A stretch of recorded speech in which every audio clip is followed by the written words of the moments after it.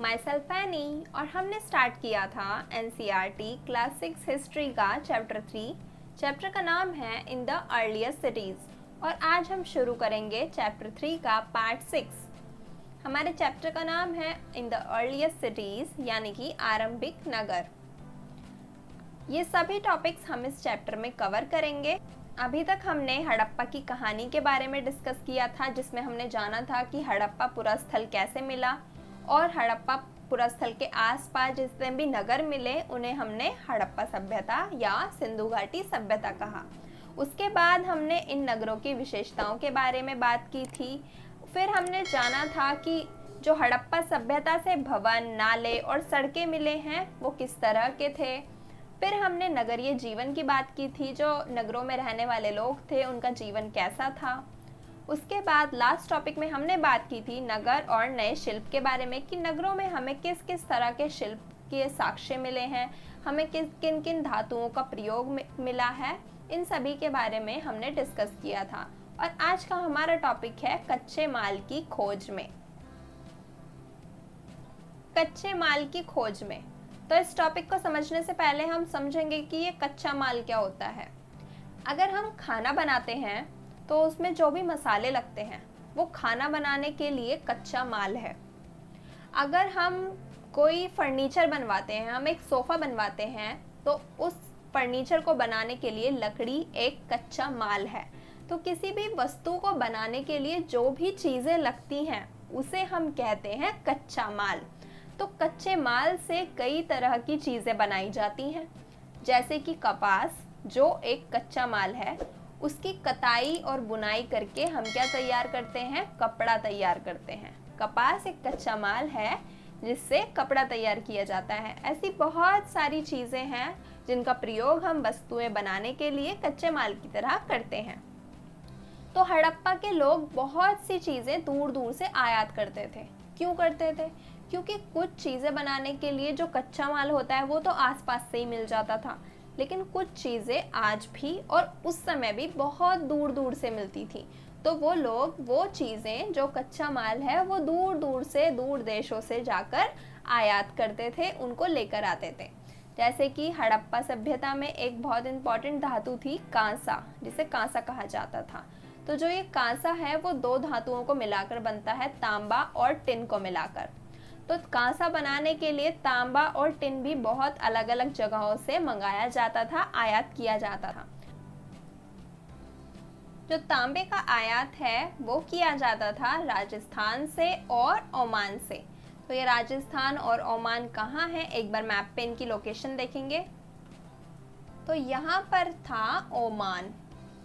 तो इस जगह से तांबे का आयात होता था। ये भारत है, तो यहाँ समुद्र के रास्ते से ऐसे तांबे का आयात होता था। और यहाँ है राजस्थान, जहाँ से तांबे का आयात किया जाता था। तो राजस्थान से और ओमान से तांबे का आयात किया जाता था। फिर है टिन। टिन का आयात कहाँ कहाँ से किया जाता था? एक तो ईरान से, दूसरा अफगानिस्तान से। तो एक बार वर्ल्ड मैप पर इनकी भी लोकेशन देखेंगे तो ये है ईरान यहाँ पर। तो यहाँ से किसका आयात किया जाता था? यहाँ से आयात किया जाता था टिन का। और इधर है अफगानिस्तान। ईरान और अफगानिस्तान से टिन का आयात किया जाता था। और यहाँ मैंने बताया था यहाँ पर क्या है, ओमान। ओमान से आयात किया जाता था तांबे का।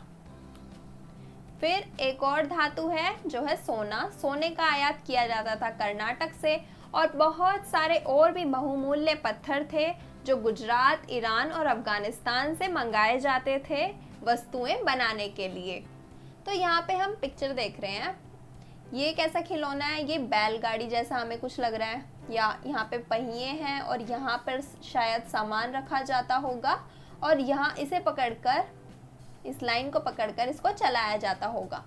और ये एक हमें मोहर मिली है जिस पर हमें ये चित्र दिखाई दे रहा है जो एक नाव जैसा है, कुछ नाव जैसी शेप है जिस पर यहाँ पर कुछ लोग बैठे हैं, बीच में थोड़ा सामान रखा है।